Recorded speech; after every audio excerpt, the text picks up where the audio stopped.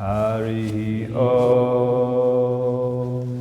Sahana Bhavatu Sahana Bhunaktu Sahaviryam Karavavahai Tejasvinavaditamastu ma vidvishavahai.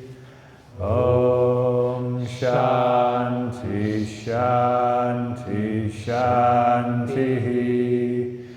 Om Jaya Shri Krishna Caitanya Prabhu Nityananda Shri Advaita Gadadhara Shri Vasari Gaura Bhakta Vrinda Hare Krishna Krishna Krishna Hare Hare Hare Rama Rama Rama Hare Hare.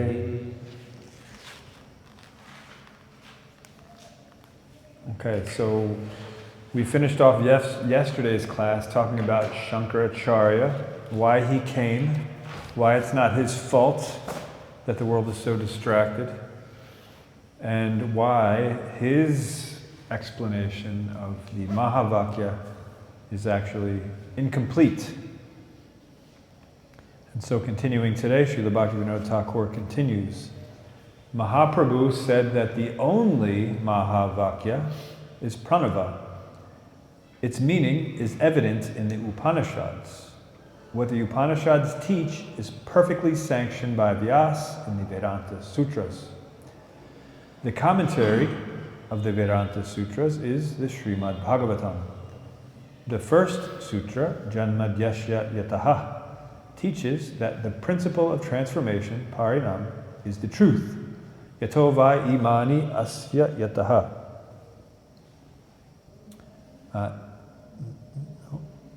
Sorry. I went back to a previous line. Yato va imani bhutani jayante. Taittiriya Upanishad also supports this. The Bhagavatam also establishes this truth. Fearing that with the principle of transformation, the Brahman becomes changeable, Shankara established Vivartavad, the theory of illusion. This Vivartavad is the root of all faults. It's the root of all evil. Yeah, and this actually made me remember the quote that not the full quote. It wasn't last year, it was 2 years ago. And it was from Sri Upanishad, Srila Prabhupada's purport of one of the verses, where it says the root of all sinful activities is deliberate disobedience of the Lord. Deliberate disobedience. There it is. Hare Krishna.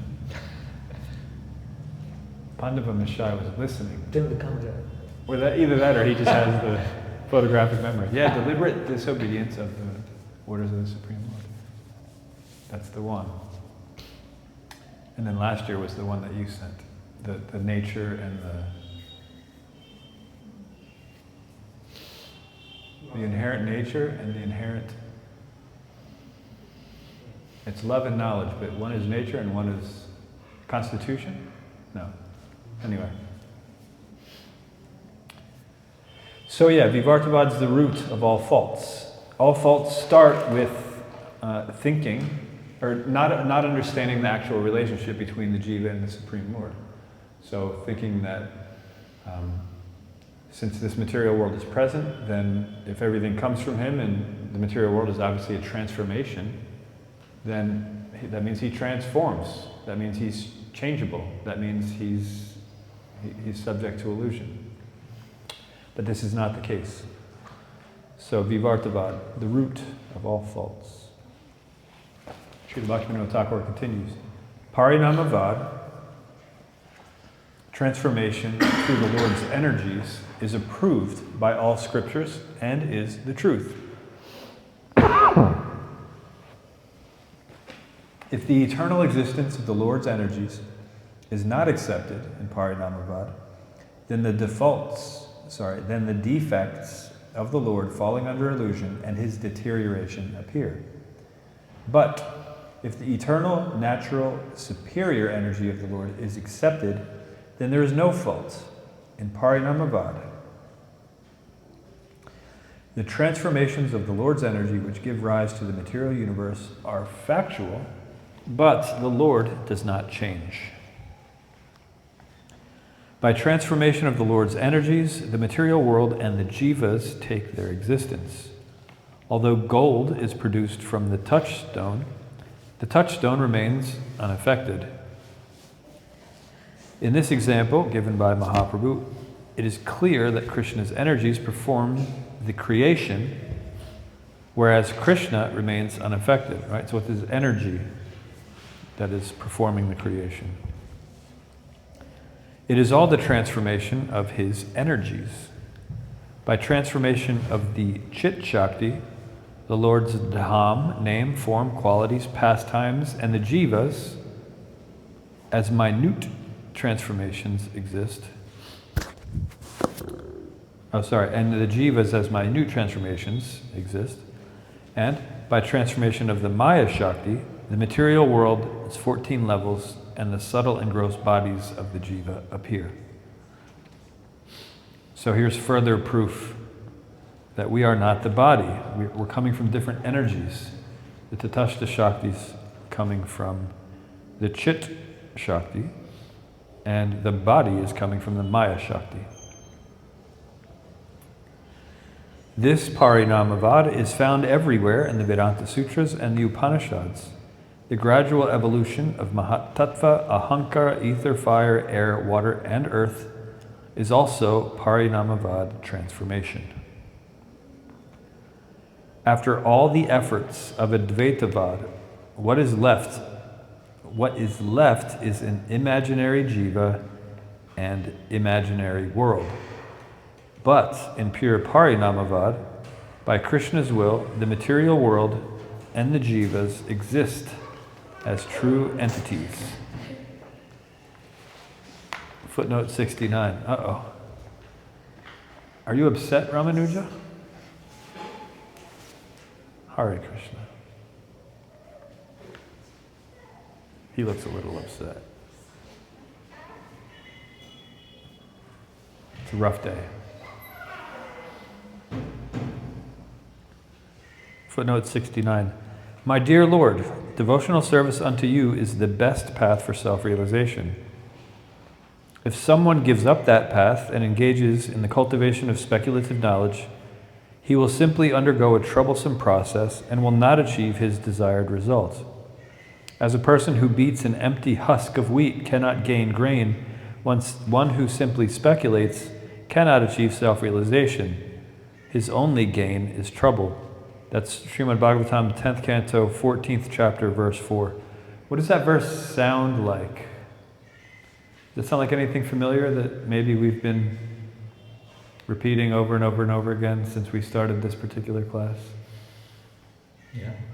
What's it sound like? You mean the Sanskrit? Oh, I mean, okay, you can do that too. No, I don't No. know. So, I'll read it again. My dear Lord, devotional service unto you is the best path for self-realization. If someone gives up that path and engages in the cultivation of speculative knowledge, he will simply undergo a troublesome process and not achieve his desired goal. As a person who beats an empty husk of wheat cannot get grain, one who simply speculates cannot achieve self-realization. His only gain is trouble. Srila Bhaktivinoda Thakur's thesis statement of this entire book is, there are countless philosophies, but although attempting to reach the truth, they are all incomplete and mutually conflicting, being generated from illusory premises. These philosophies find their perfection in Krishna Bhakti.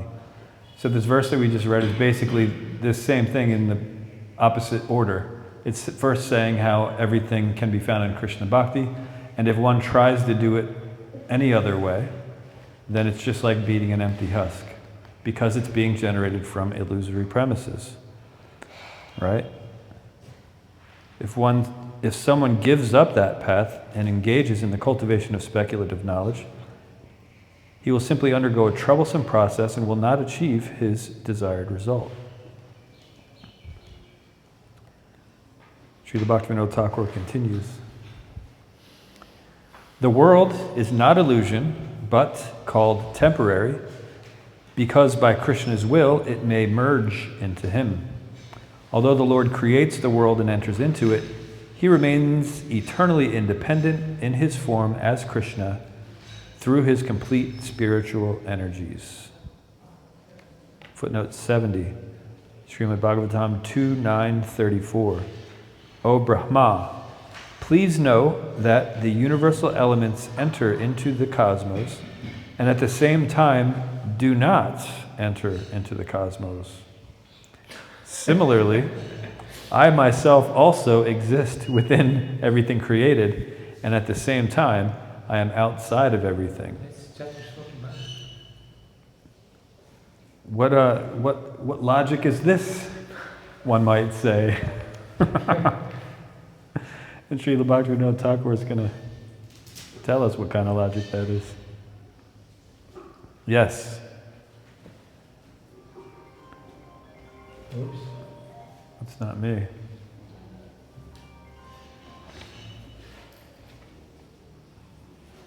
It's that one?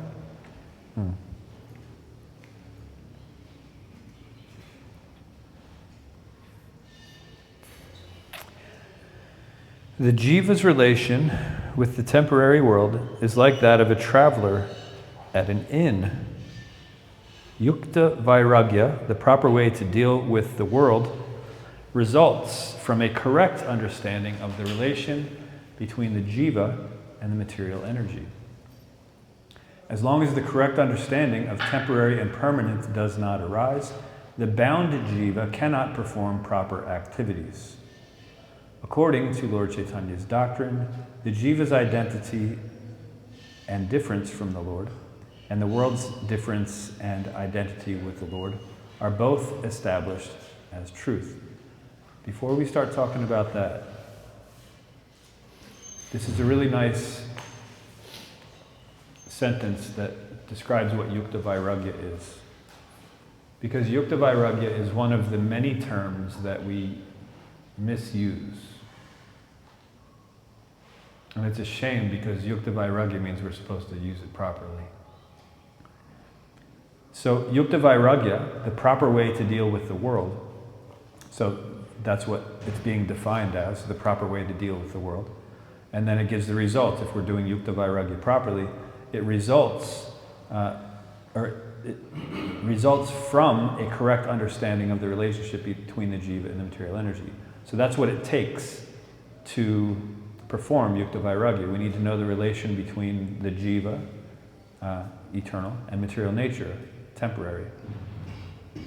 And when we deal properly with that knowledge, that is called Yukta Vairagya.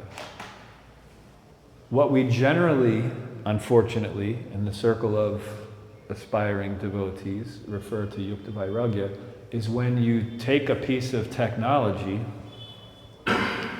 and you engage it in Krishna's service, right? And so we acquire so many things, and we say it's Yukta Vairagya, Prabhu. Just engaging it. I had to get this Ferrari because, once a year, Lord Jagannath has to travel to the Rath Yatra, and he doesn't really fit in the Ferrari, so I take him in my minivan.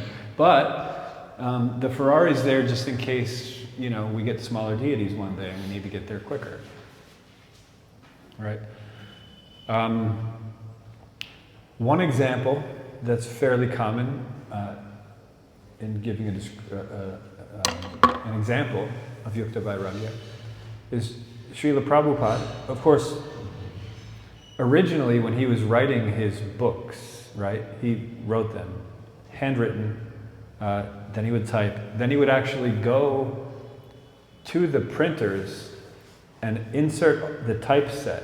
It means every letter you have to pick up with a pair of tweezers, and each letter you put in one by one for the entire page.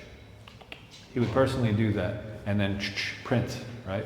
And that's how he printed his first Bhagavatam, the 3 volumes that he brought to America. back to Godhead, and so forth.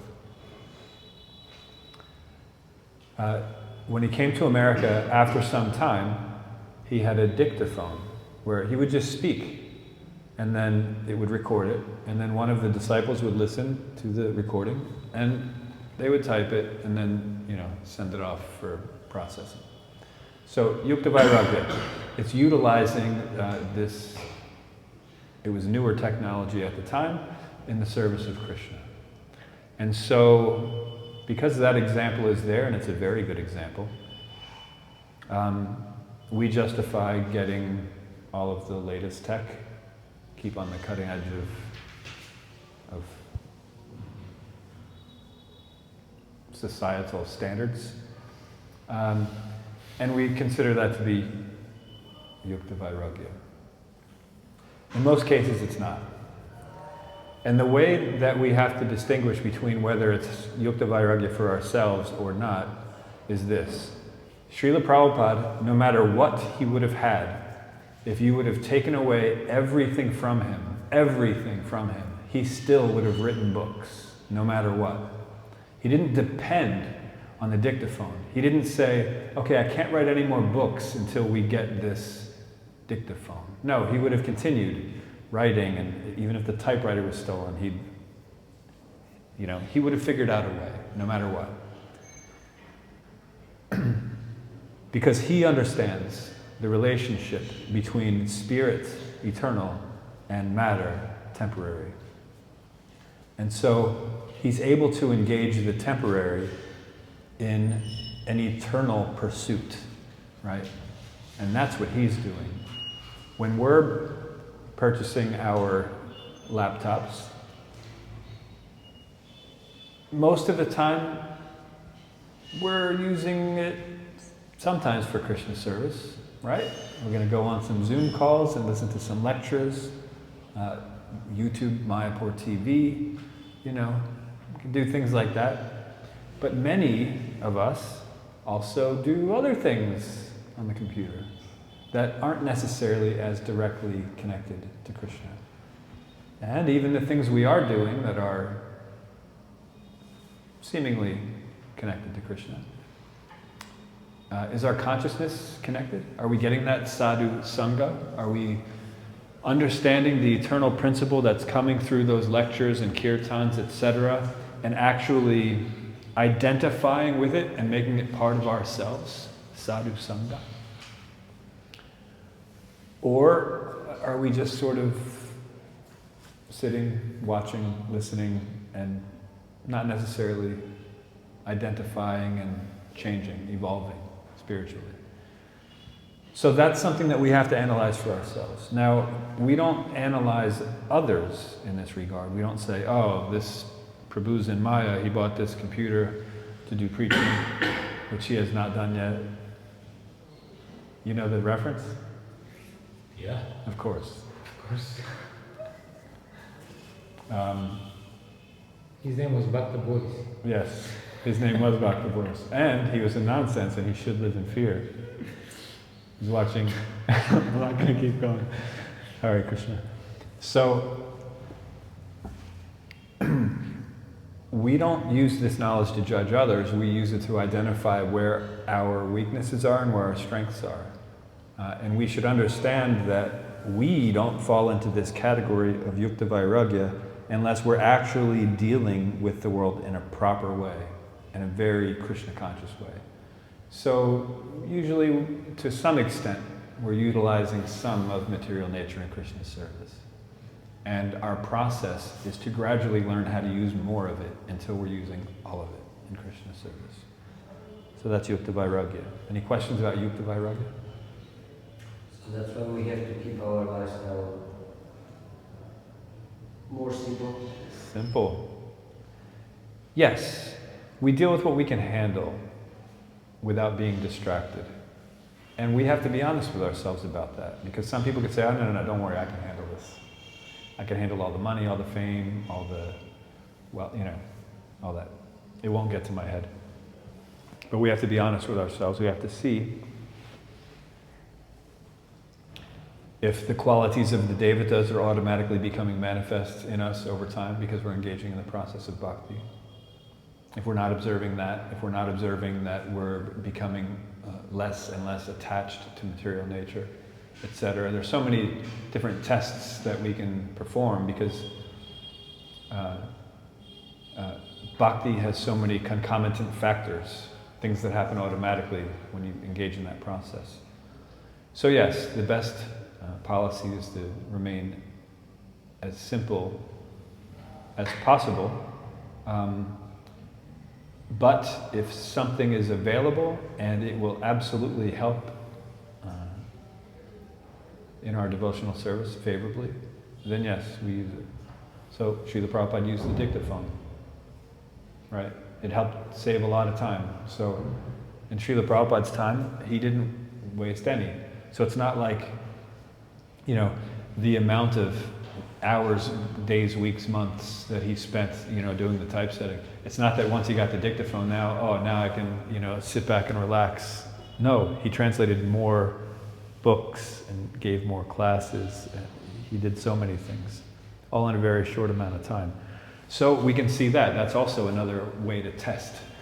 If we get something that's going to make our service more convenient as far as time, you know, it'll shave off some of the time that we spend in.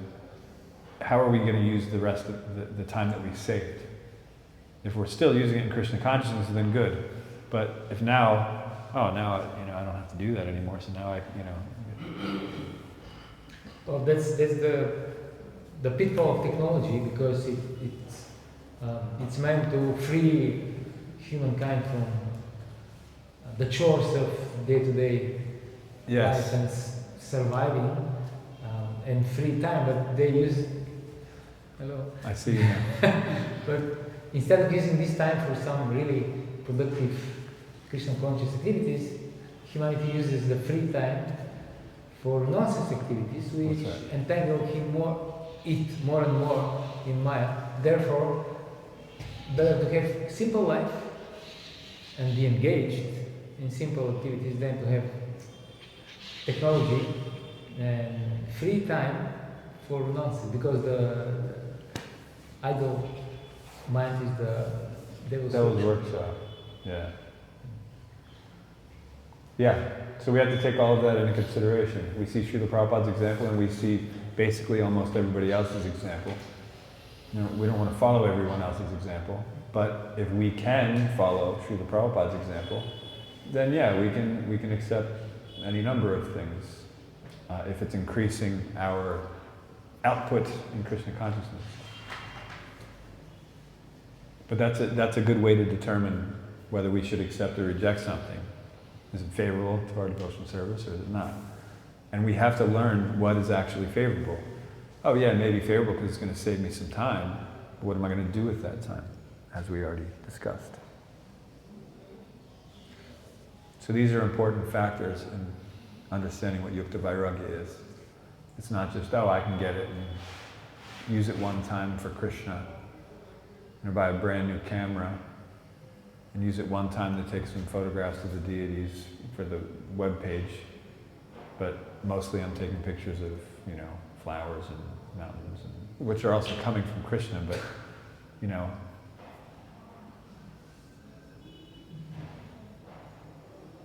yeah, so there's that. Anything else on Yukta Vairagya?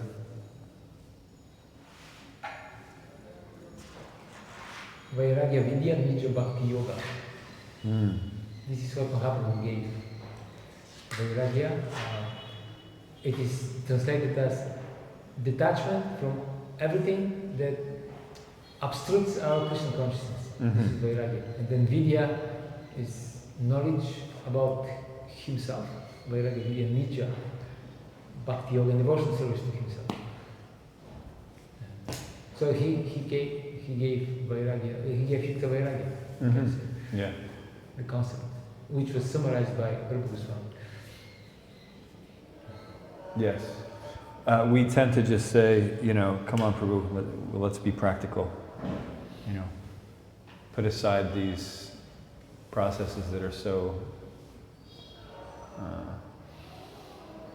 difficult to do and just, take it easy. But that's not Yukta Vairagya.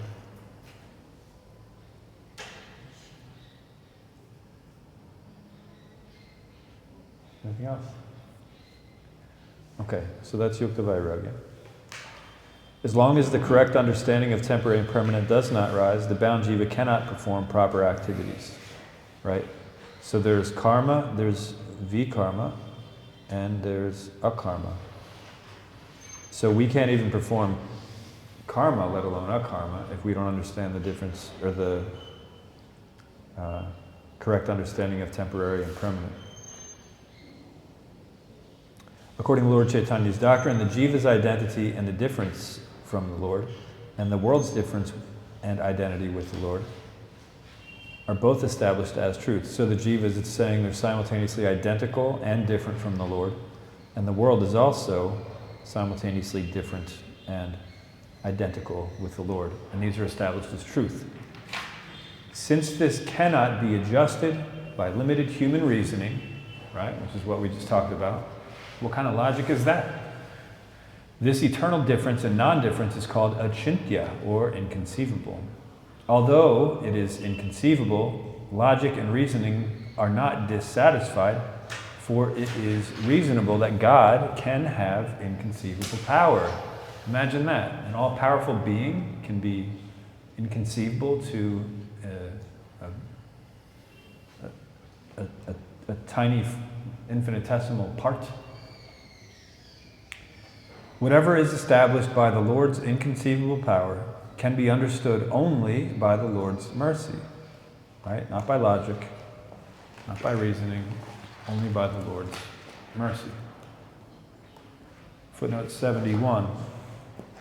All of me, namely my actual eternal form and my transcendental existence, color, qualities, and activities, let all be awakened within you by factual realization out of my causeless mercy.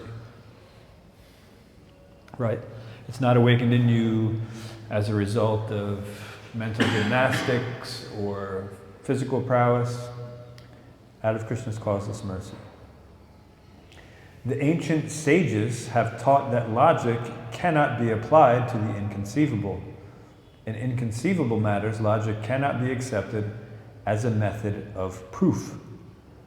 Footnote 72, this is from Mahabharata. That which is inconceivable cannot be subjected to logic. Those things beyond our material experience are considered inconceivable. And then from the Katha Upanishad, the goal cannot be reached by logic. Those who cannot grasp this are most unfortunate. Right? And there are some that can't. They say, look, if you can't logically explain this to me, and worse yet, some people say, if you can't actually show this to me, if I can't perceive it, if I can't touch it, then I can't believe it. So there are a few examples just in life, day-to-day life, where we have experience of accepting something that cannot be logically explained. Are there any math nerds in here, aside from me? Am I the only math nerd here? Okay. No, but I heard about Gödel. Huh? I heard about the mathematician Gödel, who said that in any system,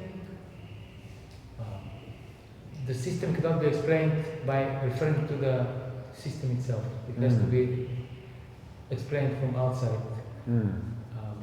So in the same way, the logic cannot be explained, the goal of logic cannot be explained by logical. Yeah, so that's the fallacy of circular reasoning.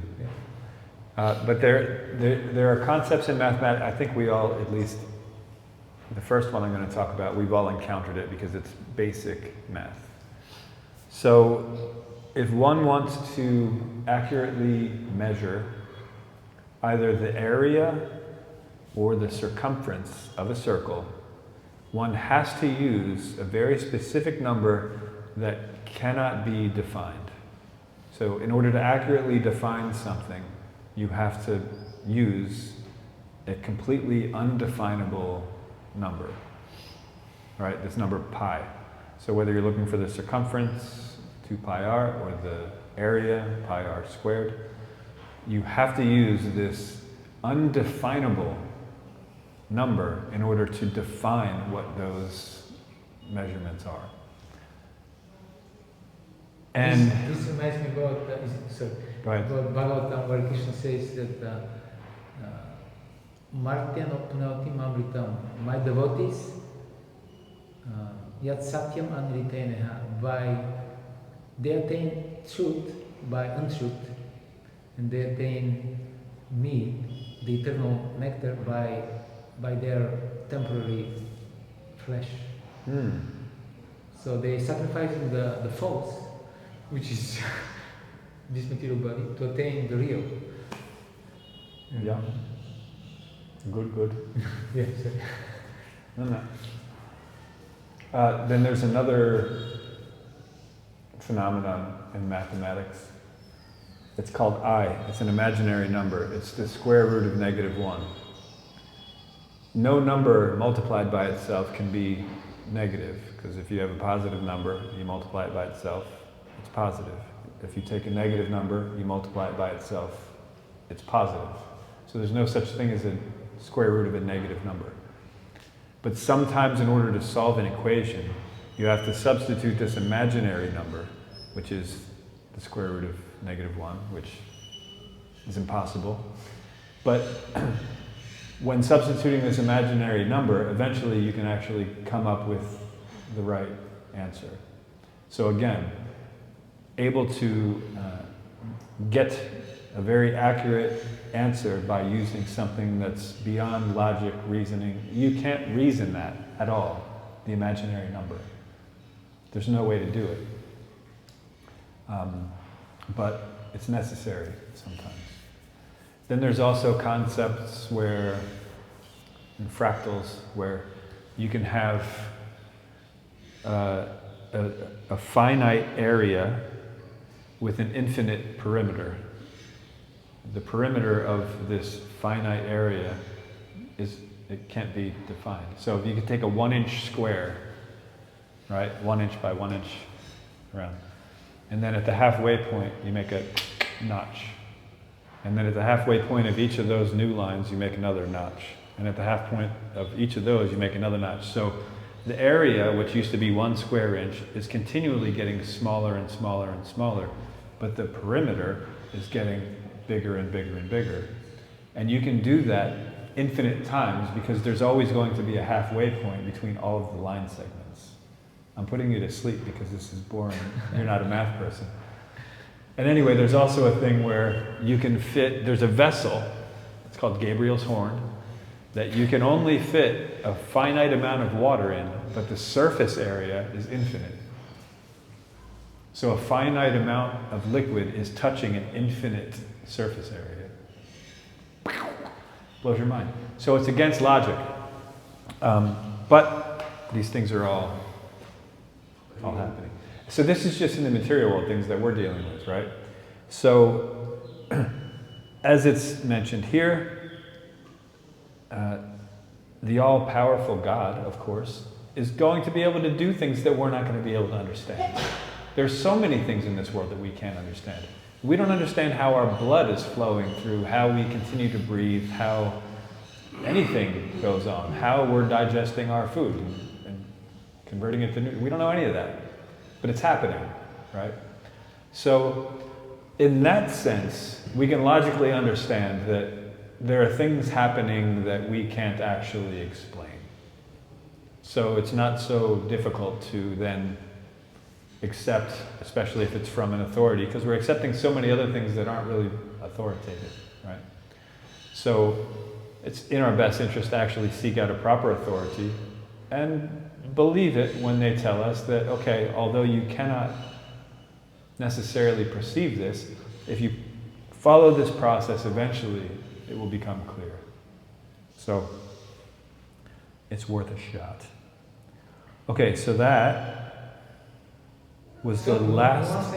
In one sense, it is logical to expect that God, by the very definition of God, will be inconceivable. perception. Otherwise, if we can understand everything about Him without logic, then He's not cannot be God. And he's quite limited, yes.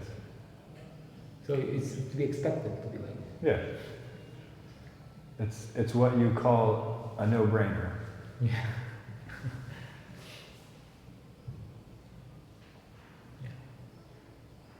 Okay, so that was the 7th item of Sambandha, Achintya Beta Beta. Are there any questions about Achintya Beta Beta? How we're simultaneously the same as the Lord in quality, but we're different in quantity. And how the material world, although only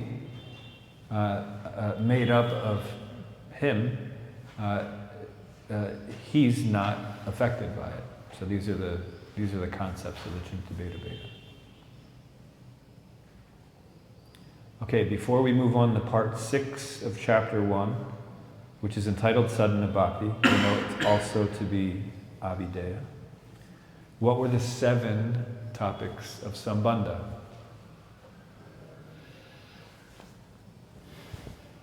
Krishna, Mm-hmm. his energy, Mm-hmm. rasa, Mm-hmm. jiva, Uh-huh.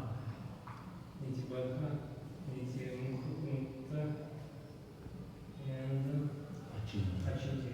Okay, so those are the 7 topics of Sambandha. What came before the 7 topics of Sambandha? Pramana, Pramana, which is Veda. Veda. And we have 2 more. We're going to talk about Sadhana Bhakti now, that's Abhideya. And then the last one, Prayojana. Right. Are there any questions on Sambandha in general? Okay, good. Now, of course, we know that Sambandha is understanding the proper relationship between us and the Supreme Lord. Abhideya, also entitled Sadhana Bhakti, is going to show us how to act according to that knowledge. Because having the knowledge is good, but then actually behaving according to that knowledge, to act accordingly, that's, of course, essential. Srila Bhaktivinoda Thakur says, 7 of the topics of discussion were concerning Sambandha, or relationship. By that knowledge, people can understand that having forgotten their relationship with Krishna, they have fallen into the material ocean and are experiencing misery. To extinguish this suffering, the living entity must re-establish this relationship. Then all suffering is finished and they experience bliss. The jiva is an eternally perfect spiritual entity, but with factual bondage or suffering. The suffering occurs because of the illusory identification of the body with the self. Mistaking a rope for a snake and seashells for silver are 2 examples of illusion mentioned in the Vedas. Not understanding these examples properly, the Mayavadis mistakenly believe that the existence of the jiva is an illusion of Brahman. When a jiva, by the mercy of an authorized guru, understands that these 2 examples do not refer to the illusory existence of the jiva, but rather to the identification of self with the subtle and gross bodies, such a person is on the right course. Question. Before, Bhagavad mentioned maybe a mistake. If we identify ourselves with body, we're my body, because we make mistake. Yes, that's correct. The same here is mentioned. Well, my body. If we think I'm a body, I'm from Russia or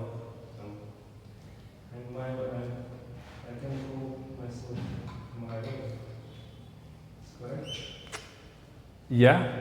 And what is my goal? Enjoy. Yes? Mm-hmm. And what is my goal? What is a liberation? If I want to enjoy in material world, how it's connected in enjoyment with liberation. Mm. If I am my body, I should get some liberation. But I want to enjoy, but how it's make it a logical connection. Yeah, the Mayavadis don't usually make logical connections. That's the first thing. So, and there's also different gradations of Mayavad. So anyone that's not understanding the difference between matter and spirit, that's Mayavad.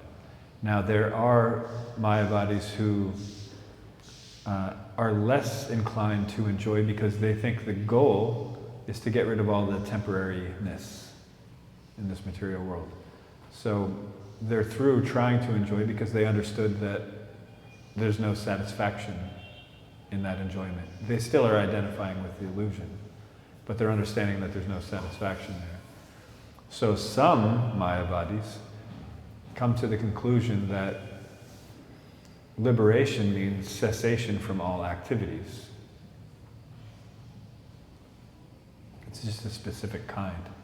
But otherwise, everyone has Mayavad tendencies if they can't distinguish the difference between the eternal self and the material body. So it's not that all Mayavadis are seeking after liberation. Does that make sense? You want to add something, Pandavamashra? I was just thinking that also the Mayavadis think that the soul appears from matter, and in this, as you say, in this sense, it's a very broad category, very generic, because all the materialists they are Mayavadis in this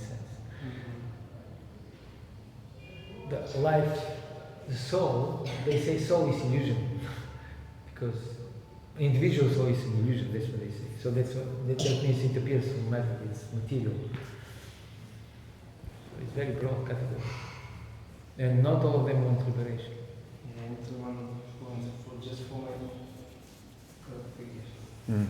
What means liberation? When we say liberation, it means less suffering and less difficulty, or merge with Brahman. Because sometimes we use it liberation. I want to less suffering. Yeah, it can mean both, because liberation means to free you from whatever, so free from suffering, free from the struggle of material world. I can use it both. Yeah. And same time it's same. Similar. One will include the other Yes. to achieve Brahman liberation would include that you become free from material things. Yeah.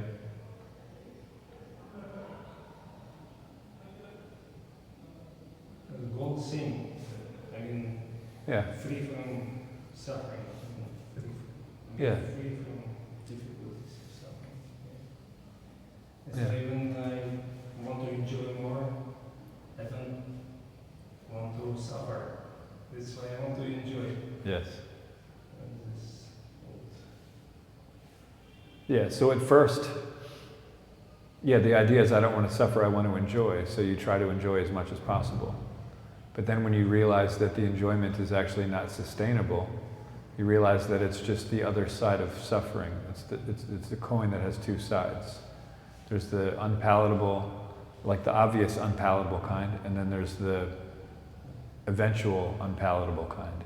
And so neither one is acceptable.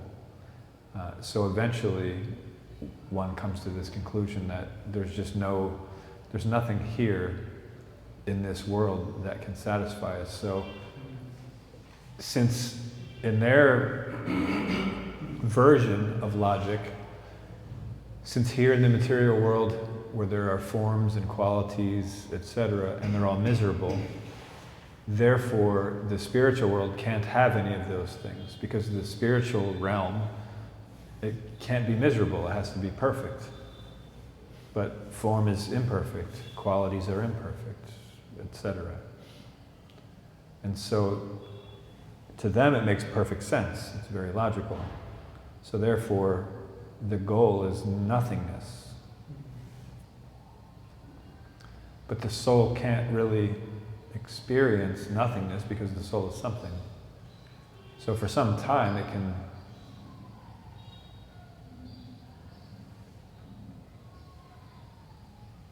sort of exist in that strange state, but since it has desires to act, it has to go somewhere where acting is a possibility, right? Somewhere where you can actually use your body. And they can't use their spiritual body because they haven't attained the spiritual world, the actual spiritual world. In other words, they got out of the material world, so technically, you know, there's that bit in the Viraj. But yeah, so there's no choice but to go back. And then they say, well, at least I'm going to try to make the best of it this time. I'll try to open hospitals and feed people, etc. But when the jiva, by the mercy of an authorized guru, understands that what the illusory principle is actually referring to, that it's not referring to the existence of the jiva, but the identification of the spiritual nature, which is coming from the superior energy, the Chit Shakti, and the body, which is coming from the inferior energy, Maya Shakti. If one, by the mercy of the Guru, understands what the illusion is, that identification, not the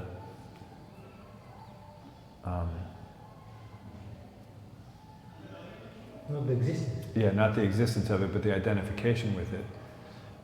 Then there's a possibility to make progress. But until then, not so much.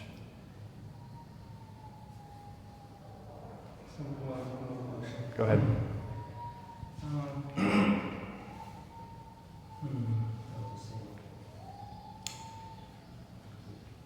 If we have full understanding, we are not this body, Mm-hmm. and we are servant of Krishna. Yeah. What is the level? Is this level Shraddha or Bhava or Prema? Because if we have some faith, we have some same time on the level of Shraddha, we have some tendency, Mayavada tendency, and some desires of self satisfaction. Mm-hmm. You got my point. How is it's going on? Because Yeah, how did you started the question by saying that you understand that, if I understand, I'm soul, right? and a servant Uh-huh. of Krishna, Right? I have Shraddha, okay. Yeah, Start to my spiritual life. yeah, But still I have some desires, yeah. and I still identify myself with this body. I have want to enjoy this, that, and Yeah, okay. So if you have like a slider bar, you know what a slider bar is, right? We're using technology here. You have a line, and there's a button in the line, and on one side of the button there's white, and the other side of the button there's black, and so you can slide it. So there's like a majority of is one or the other color. And so you can think of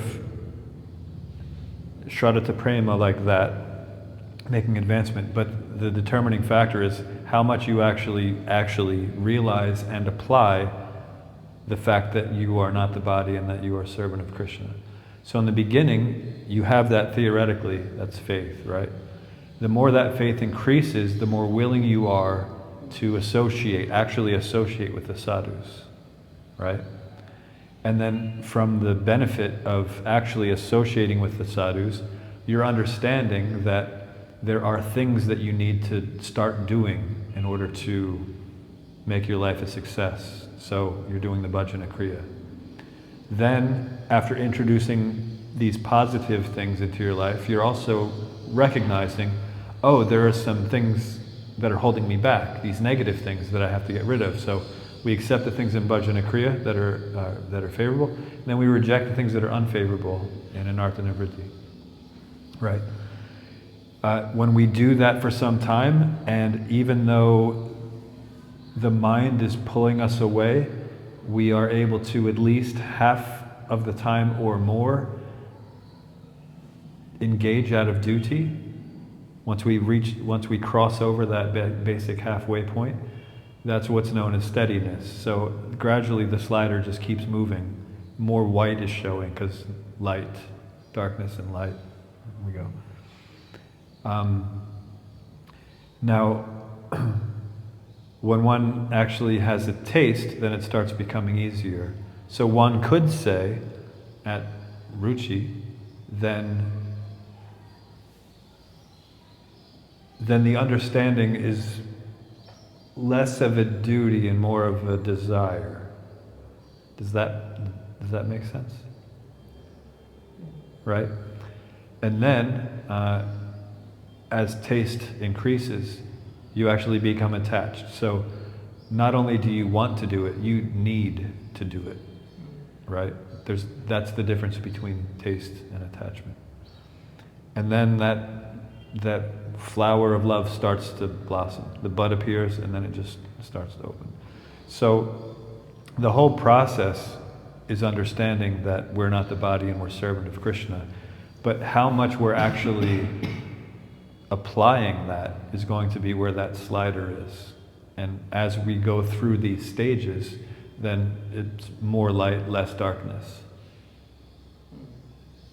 So it's not that you can pick a stage and say, okay, where was it?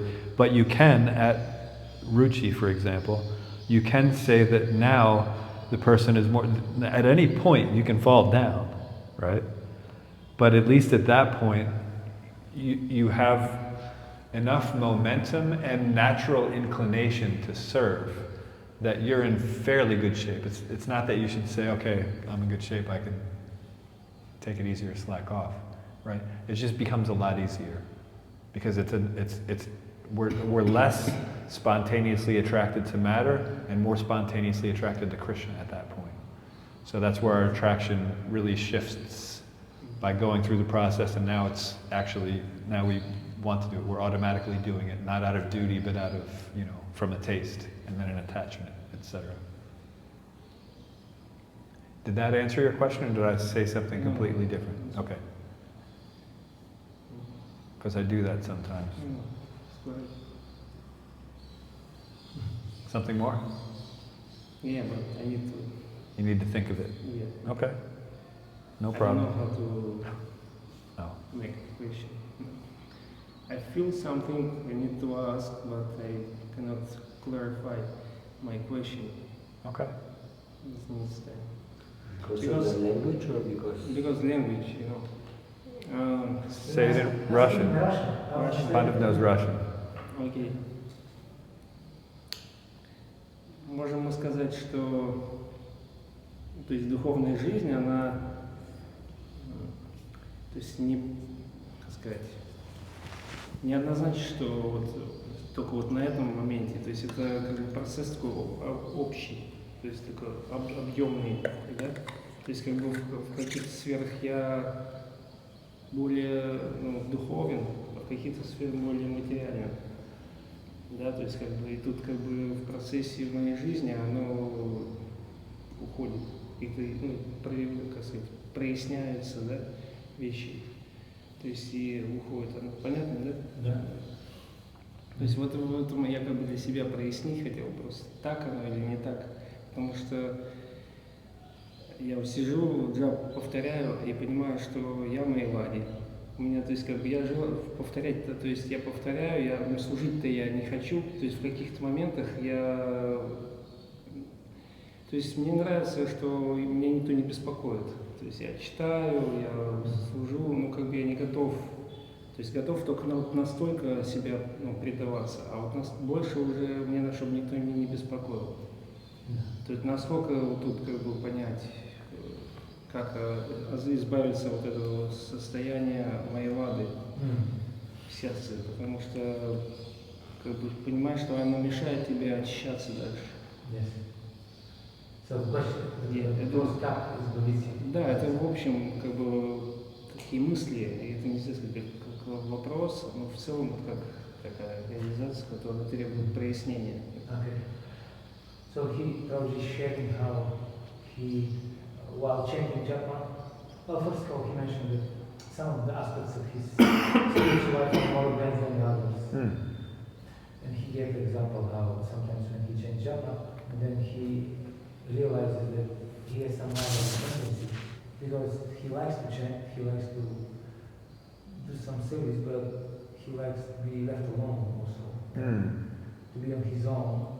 And he can surrender, but only to a certain limit. So how to overcome this? And is this normal? Потому что это как бы является препятствием духовной практики. То есть как бы я дальше не прогрессирую, получается. And this is like obstacle for the progress of bhakti. Но в тот же момент я как бы понимаю, что я привязан как бы к этому состоянию освобождения.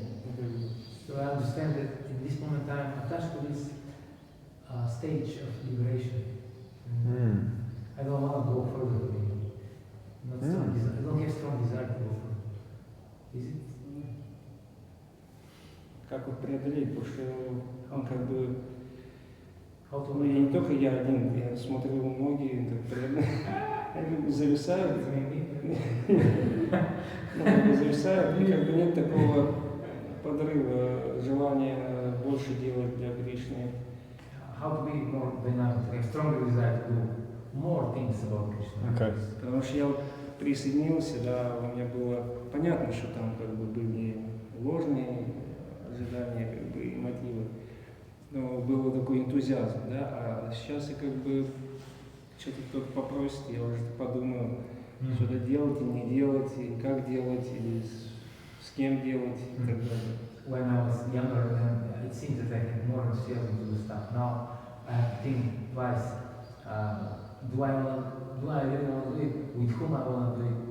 How I will do it? Under what circumstances? Yes, it's not. Yeah. So, very important question. So thank you for it. I think all of us have this going on because we want to serve Krishna, but we also want to do it under the best circumstances possible. Otherwise, it's inconvenient, unpalatable sometimes. And so there are a few things there. So one thing is that I don't know if they have this term anywhere else, but in America, we have this term called fair weather Friends. Fair weather friends or fair weather players, or it refers to, especially in... It refers to going on Harinam. We travel only during the summertime. Only during the summertime. Not during the winter, the summer. Yes. That's what it means. It's too austere, right? Otherwise, it can refer to like a sport, say golf, for example. Some people, they only golf when the weather's very nice. That's it. They don't want to get dirty. They don't want to get wet. They don't want to be too cold or too hot. They just only golf.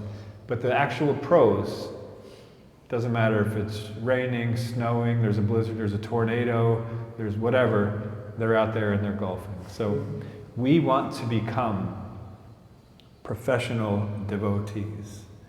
But we are, to some extent, depending on each of us, we are fair weather devotees, and that's unfortunate. Now, the fact that we recognize it, that's good.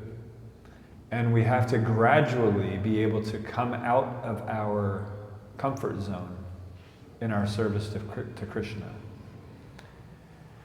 The trick is, and this is going to sound contradictory, we have to step out of our comfort zone comfortably. Now that sounds strange, because if you're comfortable with it, how is it outside of your comfort zone? What it means, though, is we know what tendencies we have and what we want to do. We also know that we're not in control, that Krishna is. So when Krishna is showing us over and over and over that we have to branch out in a certain area, we have to take it on faith that there's a very good reason why he's putting you in that situation, that circumstance. And we have to accept it with faith and do it to the best of our ability, right?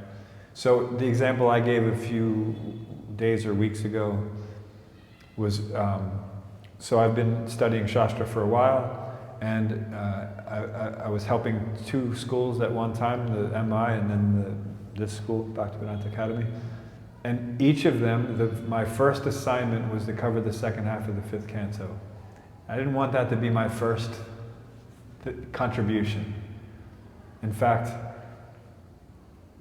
I protested so much about it that instead of doing it for this school, I wrote a sample study guide for the 6th canto, first part, the Ajamil, to submit it to see if I was up to the standard for this school. Because I didn't consider myself up to the standard, and I didn't want the second half of the 5th canto to determine whether or not I could do this service. So I even avoided it initially, and then had to go back to it. But a lot of what I understand about Krishna consciousness now is because of the second half of the 5th canto of Bhagavatam. Being able to apply Krishna consciousness in any situation, you have to understand that second half of the 5th canto. And it's not knowing the measurements and dimensions and all of this. It's understanding how to see Krishna in everything. And that's what we have to do.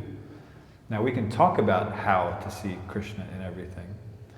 But if we really want to experience Krishna in everything, we have to know how he is personally present in all of the things that we are dealing with. And if we understand that he's personally in these things, we are less likely to use them wrong, right? Because it's a personal relationship. It's not, I'm using matter to be distracted from Krishna. No, I'm using Krishna to become distracted from Krishna, right? And once we realize that, we're less inclined to actually do it if we're honest, if we're actually trying, if we're sincere. And so we figure out a way to transform that appreciation, which is okay, the appreciation's fine for whatever we're dealing with, but the context of which we're appreciating, I'm appreciating it because of how it makes me feel, that's the wrong thing. So understanding how to properly redirect that appreciation to where it belongs. So a lot of what I understand about Krishna consciousness came from that section. So Krishna pushed me in that direction for a very good reason. It was outside of my comfort zone, but it was comfortable enough that I understood that that's what he was doing, right? Otherwise, if we uncomfortably step out of our comfort zone, if it's way too much, then a lot of the time we fall into Falgu Vairagya.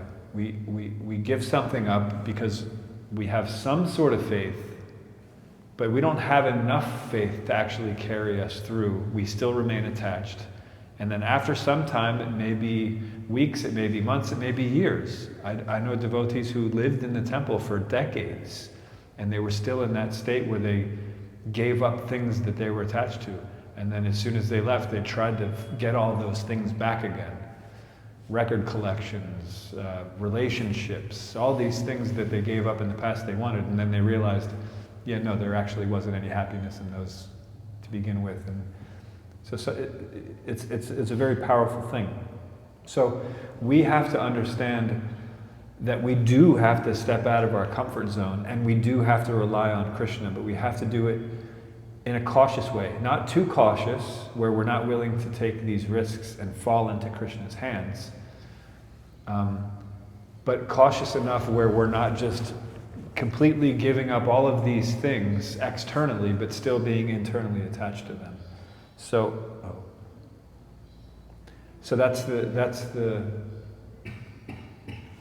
that's the formula that we have to figure out. So, and the more we understand about Shastra, the closer we follow the Guru's instructions, and the more we become inspired by the examples of the sadhus,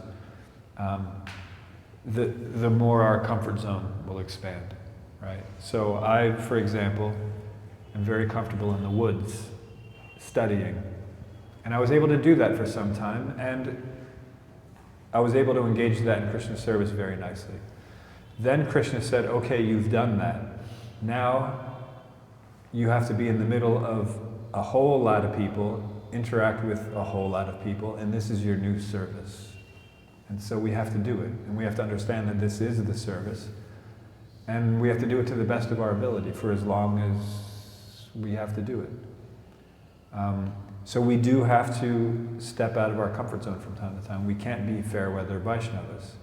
We all are to some extent, but we have to more and more be willing to take this process seriously enough to give it our all. It's not just an aspect of our life, it is our life. That's it. Everything else is a detail that has to become in line with Krishna consciousness. If we see how eager we are in other aspects of life, aside from Krishna consciousness, to do certain things, and hopefully we become embarrassed that we're so eager to do something else. We have to understand how that utsaha, that enthusiasm, that eagerness can be properly used, right, in Krishna service, not in serving our senses, but in Krishna service. We could talk about this for a really long time. Today, unfortunately, we have to stop because I have service to set up for us. So we'll stop here, but we can continue. Om Hare Krishna, Krishna Krishna, Hare Hare, Hare Rama, Rama Rama, Hare Hare. Srila Prabhupada ki jai, Srila Bhaktivinoda Thakur ki jai, Ananta Koti Vaishnava Vrinda ki jai.